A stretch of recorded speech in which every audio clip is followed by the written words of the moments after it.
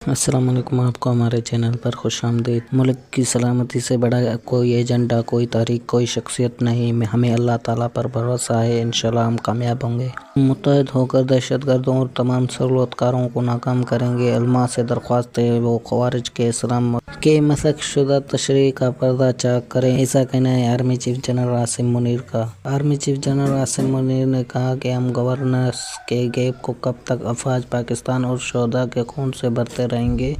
علماء سے درخواست ہے کہ وہ خوارج کی طرف سے اسلام کے مسخ شدہ تشریح کا پردہ چاک کریں۔ اگر یہ ملک ہے تو ہم ہیں، لہذا ملک کی سلامتی سے بڑھ کر ہمارے لیے کوئی چیز نہیں۔ آرمی چیف نے کہا کہ پاکستان کے تحفظ کے لیے یک زبان ہو کر، اپنے سیاسی اور ذاتی مفادات سے بالاتر ہو کر ایک بیانیہ اپنانا ہوگا۔ جو سمجھتے ہیں کہ وہ پاکستان کو ان دہشت گردوں کے ذریعے کمزور کر سکتے ہیں، آج کا دن ان کے یہ پیغام دیتا ہے کہ ہم متحد ہو کر نہ صرف ان کو بلکہ ان کے تمام سہولت کاروں کو بھی ناکام کریں گے۔ ہمیں اللہ تعالیٰ پر بھروسہ ہے، جو کچھ بھی ہو جائے انشاءاللہ ہم کامیاب ہوں گے۔ واضح رہے، خیبر پختونخوا اور بلوچستان میں بڑھتی ہوئی دہشت گردی کے خلاف قومی قیادت قومی سلامتی پارلیمانی کمیٹی کے بند کمرہ اجلاس میں سر جوڑ کر بیٹھے۔ تاہم اس قومی سلامتی کمیٹی کے ان کمرہ اجلاس میں آرمی چیف نے 50 منٹ بریفنگ دی، جبکہ ڈی جی ملٹری آپریشن نے بھی اجلاس کو آگاہی دی۔ مصدقہ ذرائع کے مطابق قومی سلامتی کمیٹی کے اجلاس میں عسکری حکام کی طرف سے اجلاس کو تفصیلی بریفنگ دی گئی۔ بریفنگ میں ملک میں جاری انٹیلیجنس بیسڈ آپریشن کی تفصیلات سے آگاہ کیا۔ فتنہ الخوارج کے خلاف جاری کارروائیوں اور فتنہ الخوارج کی قیادت کے افغانستان میں موجودگی پر بریفنگ دی اور افغانستان سے ہونے والی دہشت گردی کارروائیوں پر بھی اجلاس کو بتایا۔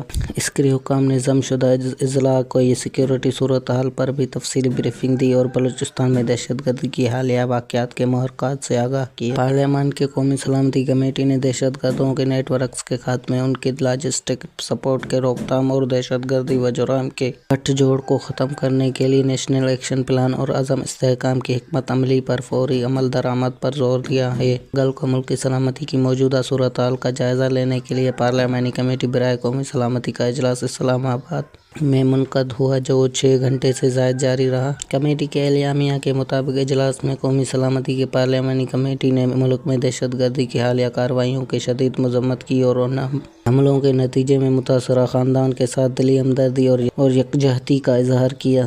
کمیٹی نے سیکورٹی فورسز اور قانون نافذ کرنے والے اداروں کو بہادری اور پیشہ ورانہ مہارت کو سراہتے ہوئے اس عزم کا اعادہ کیا کہ پاکستان دہشت گردی کو اس کے تمام شکلوں میں جڑ سے اکھاڑ پھینکے گا۔ کے لیے پرعزم ہے۔ کمیٹی نے واضح کیا کہ دہشت گرد عناصر اور ان کے سرپرستوں کے خلاف بھرپور کارروائی کی جائے گی اور ملک کی سالمیت کے خلاف کسی بھی قسم کی سازش کو ناکام بنایا جائے گا۔ کمیٹی نے اس بات پر زور دیا کہ قومی سلامتی کے تحفظ کے لیے ریاست کی پوری طاقت کے ساتھ اس خطرے کا مقابلہ کیا جائے گا اور اس مقصد کے لیے ایک متفقہ سیاسی عزم ناگزیر ہے۔ اجلاس میں انسداد دہشت گردی کے لیے قومی اتفاق رائے کی ضرورت پر زور دیتے ہوئے اس بات پر بھی غور کیا گیا کہ تمام سیاسی جماعتوں کو اس مقصد کے لیے متحد ہو کر ایک مؤثر حکمت عملی اپنانی چاہیے۔